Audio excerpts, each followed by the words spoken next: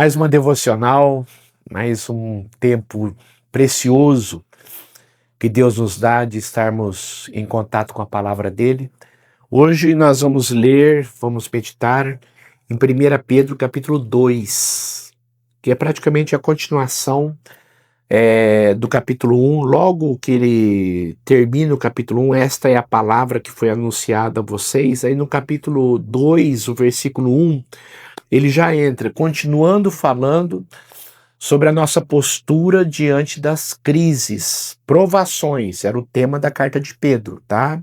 Igual o tema da carta de Tiago. E olha só o que ele diz aqui no versículo 1. Portanto, livrem-se de toda maldade. Está falando sobre santificação. Sejam santos porque eu sou santo. Sejam diferentes das pessoas do mundo. Portanto, livrem-se de toda maldade, de todo engano, de toda hipocrisia, todo fingimento, de toda inveja, de toda espécie de maledicência. Agora, esse versículo 2, queridos, grifa esse versículo 2. Eu quero que você guarde esse versículo no seu coração. Ele é lindo demais. Como crianças recém-nascidas, desejem de coração o leite espiritual puro, para que por meio dele, desse leite, vocês cresçam para a salvação. Agora que provaram que o Senhor é bom. O que Pedro está dizendo aqui? Queiram crescer, não estagnem, não fiquem acomodados com o que vocês já alcançaram.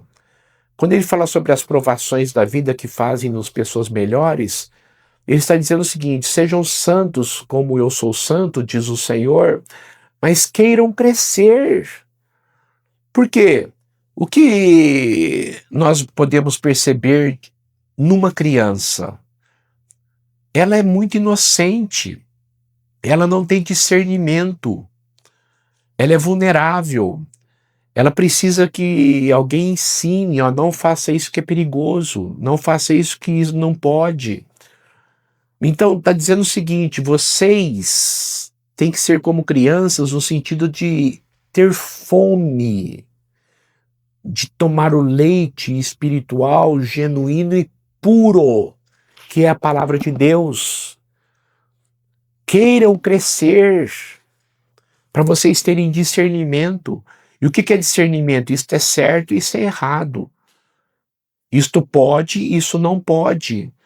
Isto é o que Deus quer para mim, e isso não é o que Deus quer para mim.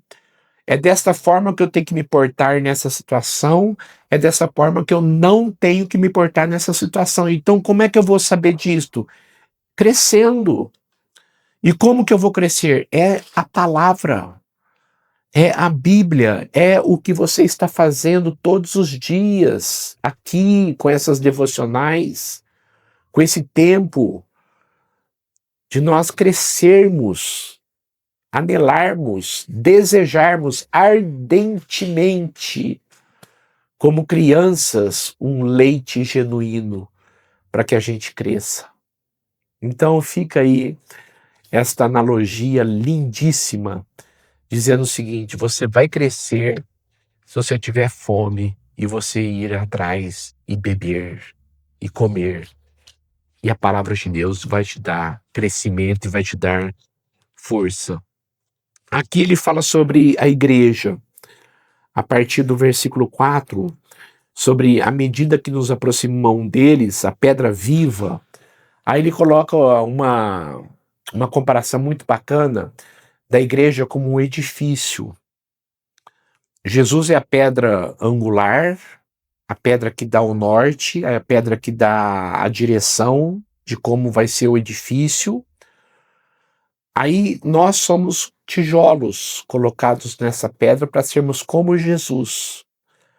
E esse edifício é a casa de Deus. É muito lindo isso.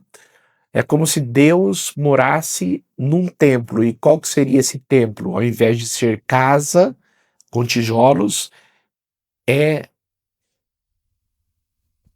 eu e você, ou somos eu e você. É o nosso corpo. Então a igreja é o conjunto de pessoas que tem o Espírito Santo dentro de si. E aí quando ele chega no versículo 9, esse texto também é um que eu quero incentivar você a grifar, e se você puder decorá-lo, ele é maravilhoso. Vocês, porém, são geração eleita, geração eleita.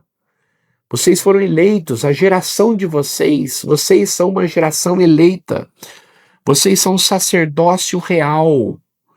Vocês são nação santa, povo exclusivo de Deus, de propriedade exclusiva de Deus, para anunciar as grandezas daquele que os chamou das trevas para a sua maravilhosa luz. Antes, vocês nem sequer eram povo, mas agora são povo de Deus. Não haviam recebido misericórdia, mas agora a receberam. O que Pedro está dizendo aqui? Mesmo com todas as dificuldades que vocês têm passado, vocês são diferentes. Vocês são uma geração santa. Vocês são o sacerdote real, o sacerdócio real. Sabe o que significa o sacerdócio? O sacerdote era aquele que levava o povo para Deus. Então havia o sumo sacerdote que uma vez por ano entrava no Santo dos Santos, tinha um véu, tá? Tipo um tapete, e ali estava a Arca da Aliança. Uma vez por ano era chamado Dia da Expiação. O sumo sacerdote entrava lá e matava o cordeiro, para que o pecado do povo fosse perdoado, para que as orações do povo subissem a Deus. Este era o papel do sumo sacerdote. Agora, Pedro, inspirado pelo Espírito Santo, diz: vocês são o sacerdócio real. Quando Jesus morreu, qual que foi a primeira coisa que aconteceu? O véu do templo se rasgou de cima a baixo. Se fosse de baixo para cima, seria um homem rasgando, mas de cima para baixo foi Deus rasgando. Deus dizendo: agora vocês têm acesso a mim através de Jesus Cristo. Eu não preciso mais confessar o meu pecado para o Padre. Eu não preciso mais confessar o meu pecado para homens. O Padre, ele não é o sacerdote que me leva até Deus ao ponto de me perdoar os pecados. Eu sou o sacerdote por causa de Cristo, que é o meu sumo sacerdote. Eu posso pedir perdão para Deus direto. Eu posso chegar para Deus e dizer: Senhor, perdoe os meus pecados, porque eu sou sacerdócio real. Eu sou sacerdote do Rei. Por quê? Porque o véu se rasgou. Não existe mais separação. Não existe mais eu confessar os meus pecados para um homem, para que este homem me dê a absolvição dos meus pecados através de penitências. Por quê? Porque a penitência, para pagar o preço do meu resgate, do meu perdão, Jesus já pagou. Jesus já morreu. Jesus já sofreu tudo que tinha que sofrer. Então agora eu sou sacerdote, você é sacerdote, o povo de Deus é sacerdote. Então quando Pedro diz: vocês são raça eleita, vocês são sacerdócio real, vocês são nação santa, vocês são povo de propriedade exclusiva de Deus, ninguém pode mexer com vocês. Ninguém pode tocar em vocês. Macumba não pega em vocês. Olho gordo não pega em vocês. Vocês são de Deus. Olha só que coisa fantástica quando nós começamos a entender isto. As dificuldades que eu tenho passado, as lutas que eu tenho passado são efêmeras, são pequenas demais diante da glória que me espera e de quem eu sou em Deus. É muito importante, olha bem o que eu vou dizer. Preste atenção. Olhe nos meus olhos e preste atenção no que eu vou dizer. É muito importante você definir a tua identidade. É muito importante você definir quem você é. Eu sou uma raça eleita. Não porque eu sou bom ou melhor do que os outros, mas porque eu creio em Jesus Cristo. Eu sou uma nação santa, eu sou sacerdócio real, eu sou um povo de propriedade exclusiva de Deus. Eu sou de Deus, porque Ele me aceitou como eu sou, porque eu creio. Não é porque eu faço tudo certo, mas porque eu o levo a sério, eu tenho temor no coração. Olha só que coisa profunda isso. A maneira como Deus nos olha. Aí depois ele entra no versículo 11 sobre os deveres dos cristãos, os deveres sociais. Depois fala sobre os deveres sociais, e amanhã, quando nós estudarmos o capítulo 3, nós vamos ler também sobre os deveres conjugais. Agora, de uma forma geral, como lidar com as pessoas. O versículo 11. Amados, insisto que, como estrangeiros e peregrinos no mundo, vocês se abstenham dos desejos carnais que guerreiam contra a alma de vocês. Aqui ele está falando sobre postura. Já que vocês são raça eleita, já que vocês são nação santa, já que vocês são sacerdócio real, já que vocês são povo de propriedade exclusiva de Deus, vocês são estrangeiros e peregrinos neste mundo. A nação santa, o povo de propriedade exclusiva de Deus, o sacerdócio real tem uma linguagem diferente, tem valores diferentes, tem princípios diferentes. E esses princípios são dos céus. Esses valores são dos céus.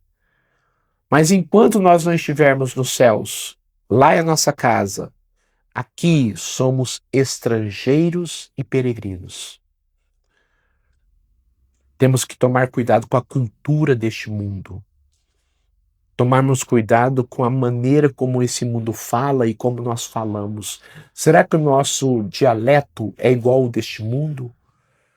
Será que os nossos princípios são iguais deste mundo? É isso que Deus está nos incentivando. Enquanto vocês estiverem aqui, mesmo sofrendo dificuldades, vocês têm que ter ciência de que vocês não são daqui. E é por isso que vocês são perseguidos. Jesus mesmo disse: se vocês fossem do mundo, o mundo amaria os que eram seus. Mas pelo contrário, eu os tirei do mundo, e assim como me odiaram, odeiam vocês também. João capítulo 15. Lembra quando nós estudamos isso? Então, se nos perseguem aqui, se passamos dificuldades aqui, é porque nós não somos daqui. Porque se fôssemos daqui, o mundo amaria o que era seus. Mas nós somos estrangeiros e peregrinos aqui nesse mundo. O versículo de número 15. Pois é da vontade de Deus que, praticando o bem, vocês silenciam a ignorância dos insensatos. Vivam como pessoas livres, mas não usem a liberdade como desculpa para fazer o mal. Ou seja, uma coisa é você ter liberdade, outra coisa é ter libertinagem. Ele está dizendo: vivam como servos de Deus, tratem a todos com devido respeito, amem os irmãos, temam a Deus e honrem ao rei, ou seja, obedeçam às autoridades. O que Pedro está dizendo aqui é o seguinte, que muitas vezes nós somos perseguidos, muitas vezes somos caluniados, mas aqui no versículo 15, é da vontade de Deus que, praticando o bem, vocês silenciem a ignorância dos insensatos.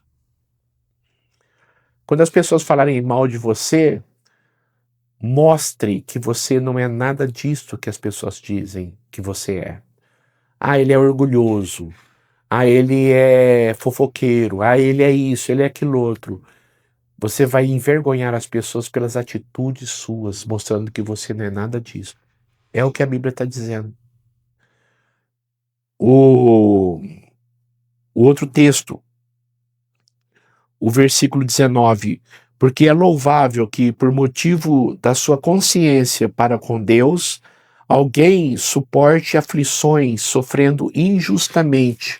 É o papel da igreja naquela época. E é o que acontece conosco também. Muitas vezes nós sofremos injustamente. Não merecíamos sofrer, mas sofremos injustamente. Pois que vantagem há em suportar açoites recebidos por terem cometido mal?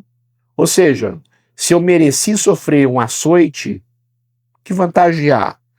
Mas, se vocês suportam o sofrimento por terem feito bem, isso é louvável diante de Deus. Se vocês sofrem por terem feito bem, Jesus sofreu por ter feito bem. É porque vocês não são deste mundo. Por isso que o mundo odeia vocês.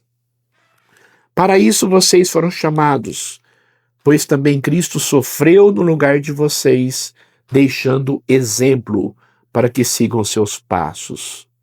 Esse versículo é tão lindo, 22, é o texto que Pedro tira lá de Isaías 53, é lindíssimo. Ele não cometeu pecado algum e nenhum engano foi encontrado na sua boca. Quando insultado, ele não revidava. Quando sofria, não fazia ameaças, mas entregava-se àquele que julga com justiça. Ele mesmo levou em seu corpo os nossos pecados sobre o madeiro, a fim de que morrêssemos para os pecados e vivêssemos para a justiça. Por suas feridas vocês foram curados, pois vocês eram como ovelhas desgarradas, mas agora se converteram ao pastor e bispo de suas almas. Cristo sofreu sem merecer, de forma injusta, para dizer para mim e para você que esse mundo não é justo. Por isso que nós não somos daqui. Por isso que a nossa esperança não pode estar aqui. Por isso que não podemos fincar aqui estacas ao ponto de pensarmos somos colonos que vamos ficar aqui para sempre. Não. Somos estrangeiros e peregrinos. E o tempo que se chama hoje é o tempo de prova, porque um dia nós estaremos na presença de Deus. Então, quando você sofrer, pense dessa forma. Jesus sofreu também, de forma injusta. Por quê? Porque ele não era desse mundo. E se eu estou sofrendo de forma injusta, eu também não sou desse mundo. Cuidado com as expectativas que você coloca para esse mundo, viu? Cuidado com as expectativas que você coloca para o aqui e agora. Pensa nisso com carinho. Vamos orar. Senhor, eu quero agradecer por esse tempo e que o Senhor nos abençoe. Que o Senhor, ó Pai, continue firmando a nossa fé. E eu quero declarar em nome de Jesus a nossa gratidão, porque somos raça eleita, somos nação santa, sacerdócio real, somos povo de propriedade exclusiva do Senhor. Muito obrigado, porque não somos deste mundo, mas o Senhor nos tirou deste mundo. E enquanto estivermos neste mundo, possamos ser cada dia mais parecidos com o Senhor e mostrar com atitudes quem nós somos. Somos teus filhos. Dê-nos força, dê-nos fé e continue dando-nos firmeza em meio às provas que nós passamos nessa vida. Em nome de Jesus, amém e amém. Deus abençoe muito você, tá? Deus abençoe muito o tempo da tua devocional hoje. E amanhã, se Deus quiser, estaremos novamente juntos. Até lá.